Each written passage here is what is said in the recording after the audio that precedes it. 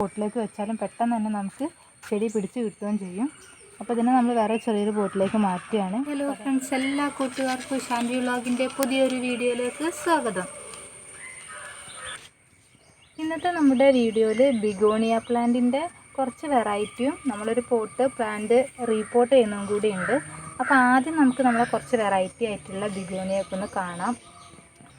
ഒരു 10-12 വെറൈറ്റിയോളം ബിഗോണിയകൾ ഉണ്ട് കേട്ടോ. പക്ഷെ നമുക്ക് അതിൻ്റെ കറക്റ്റ് പേരൊന്നും അറിയില്ല. നമ്മൾ കിട്ടുമ്പോഴൊക്കെ കളക്ട് ചെയ്യുക, വളർത്തിയെടുക്കുകയാണ് ചെയ്യുന്നത്. നമ്മൾ വളർത്തി വന്നു കഴിഞ്ഞാൽ നമുക്ക് ഒരു പ്ലാന്റ് കാണുമ്പോൾ തന്നെ മനസ്സിലാവും അത് എന്ത് പ്ലാന്റാണെന്നൊക്കെ.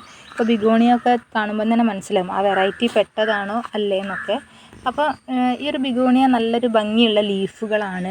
പല ഷേപ്പിലും അതുപോലെ തന്നെ കളർ വേരിയേഷൻസിലൊക്കെ നമുക്ക് ഇന്ന് അവൈലബിൾ ആണ്. അതുപോലെ തന്നെ പൂക്കളും ഉണ്ടാവാറുണ്ട്. ഇലകളുടെ ഒരു ഭംഗിയാണ് മെയിനെങ്കിലും, പക്ഷേ ചില ബിഗോണിയൻ്റെ പൂക്കളൊന്നും നമുക്ക് പറയാൻ പറ്റില്ല. നല്ല ഭംഗിയാണ് കാണാൻ വേണ്ടിയിട്ട്. ഈ പൂക്കളൊക്കെ ഏകദേശം ഒരുപോലെയാണെങ്കിലും കളറിലുള്ള വ്യത്യാസം മാത്രമേ ഉള്ളൂ.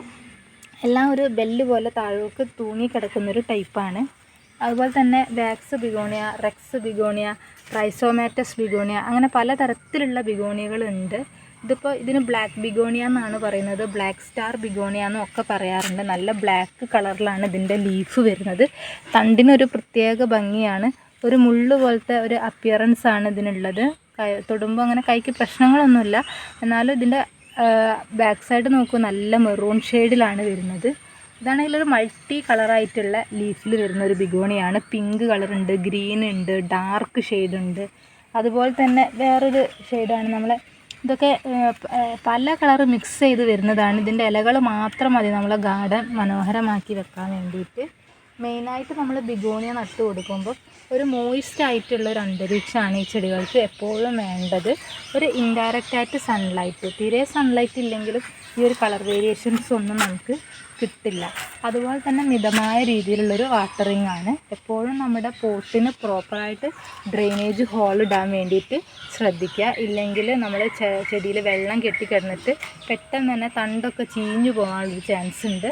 ഈ ബിഗോണിയൻ്റെ ഒക്കെ തണ്ട് ശ്രദ്ധിച്ചാലറിയാം, നമ്മളെ വെള്ളത്തണ്ട് അല്ല മഷിത്തണ്ട് എന്നൊക്കെ പറയുന്ന പോലെ തന്നെ കുറച്ച് വാട്ടർ കണ്ടൻറ്റ് ഉള്ളതാണ്. അപ്പോൾ ഒരുപാട് വെള്ളം കെട്ടി നിന്ന് കഴിഞ്ഞാൽ ചെടി പെട്ടെന്ന് നശിച്ചു പോകും.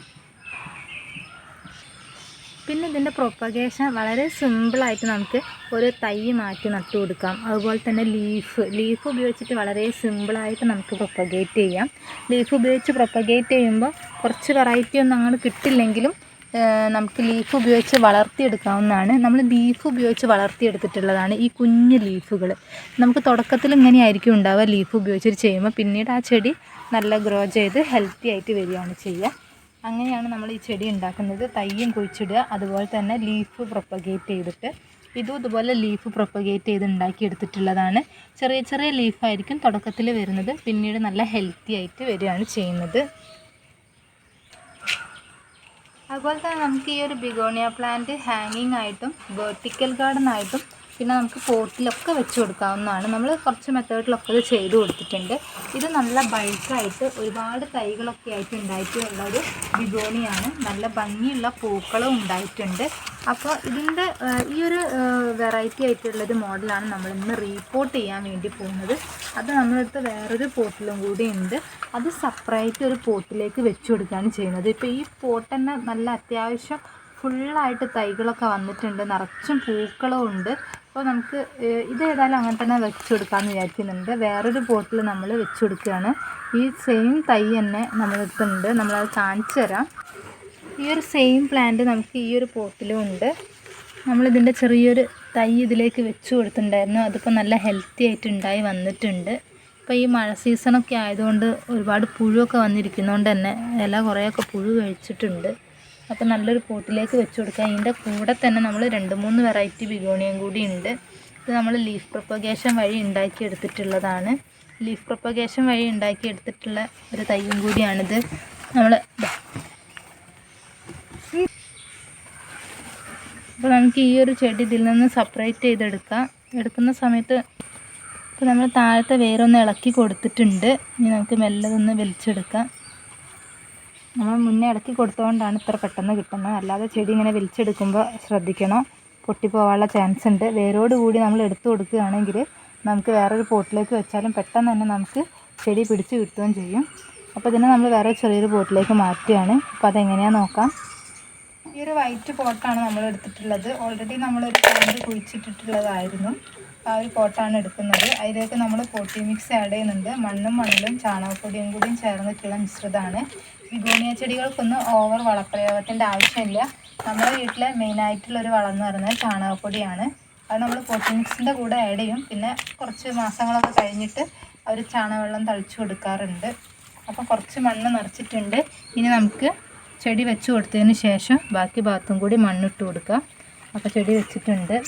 ഇനി ബാക്കി ഭാഗം കൂടി ഒന്ന് മണ്ണ് നിറച്ച് കൊടുക്കാം. അപ്പോൾ നമ്മളെ പോട്ട് ഏകദേശം റെഡി ആയിട്ടുണ്ട്. അപ്പോൾ ഈ രീതിയിൽ നമുക്ക് റീപോട്ട് ചെയ്തെടുക്കാവുന്നതാണ്. കുറച്ച് ദിവസം നല്ലൊരു ഷെയ്ഡുള്ള സ്ഥലത്ത് തന്നെ ഈ ചെടി വെച്ച് കൊടുക്കാൻ വേണ്ടിയിട്ട് ശ്രദ്ധിക്കാം. പിന്നീട് നമുക്കൊരു ഇൻഡയറക്റ്റ് ലൈറ്റ് കിട്ടുന്ന ഒരു ഏരിയയിലേക്ക് സ്പോട്ട് ചെയ്യാം. അപ്പോൾ ഇത്രയൊക്കെയാണ്. അപ്പോൾ നമ്മളിതിൽ ഒരു ചെറിയൊരു ഹാങ്ങിങ്ങിൻ്റെ ഒരു പോട്ടായതുകൊണ്ട് തന്നെ ഇതിൽ നമ്മൾ ആ ഒരു റോപ്പ് വെച്ചിട്ട് സെറ്റ് ചെയ്യുന്നുണ്ട്. എന്നിട്ട് ഹാങ്ങിങ് ആയിട്ട് നമുക്ക് ഒന്ന് എവിടെയെങ്കിലും ഒന്ന് വെച്ച് കൊടുക്കാം. അപ്പോൾ ഈ രീതിയിൽ നമ്മൾ ഹാങ്ങിങ് ആയിട്ട് വെച്ച് കൊടുത്തിട്ടുള്ളത് ഒരു ബിഗോണിയാണ്. ഇത് റൈസോമാറ്റസ് ബിഗോണിയാണ്. അപ്പോൾ പോട്ട് മൊത്തം കവർ ചെയ്തുകൊണ്ട് തന്നെ നല്ല രീതിയിൽ താഴോട്ട് ഹാങ് ആയിട്ട് വന്നിട്ടുണ്ട്. ഇതതുപോലെ തന്നെ മറ്റൊരു ബിഗോണിയാണ്. ഇതും നമ്മൾ ഹാങ്ങിങ് പോട്ടിൽ വെച്ച് കൊടുത്തിട്ട് ഹാങ് ആക്കി കൊടുത്തിട്ടുണ്ട്. പിന്നെ നമ്മൾ ചെറിയ കോക്കനട്ട് ഷെല്ലൊക്കെ ഉപയോഗിച്ചിട്ട് പോട്ടാക്കിയിട്ട് ഇതുപോലെ വെച്ച് കൊടുത്തിട്ടുണ്ട്. അപ്പോൾ ഈ രീതിയിലൊക്കെ നമുക്ക് ഇങ്ങനത്തെ പ്ലാന്റുകൾ വെച്ച് കൊടുക്കാവുന്നതാണ്. അപ്പോൾ നമ്മുടെ ഈ ഒരു ചെറിയ വീഡിയോ കൂട്ടുകാർക്കൊക്കെ ഇഷ്ടമായെന്ന് വിചാരിക്കുന്നു. ഇഷ്ടപ്പെട്ട ലൈക്ക് ചെയ്യുക, നമ്മുടെ ചാനലൊന്ന് സബ്സ്ക്രൈബ് ചെയ്യുക. അപ്പോൾ ഇതുപോലുള്ള വെറൈറ്റി വീഡിയോസൊക്കെ ആയിട്ട് ഇനി നമ്മൾ വരുന്നതായിരിക്കും. അതുവരെ എല്ലാ കൂട്ടുകാർക്കും ബൈ ബൈ.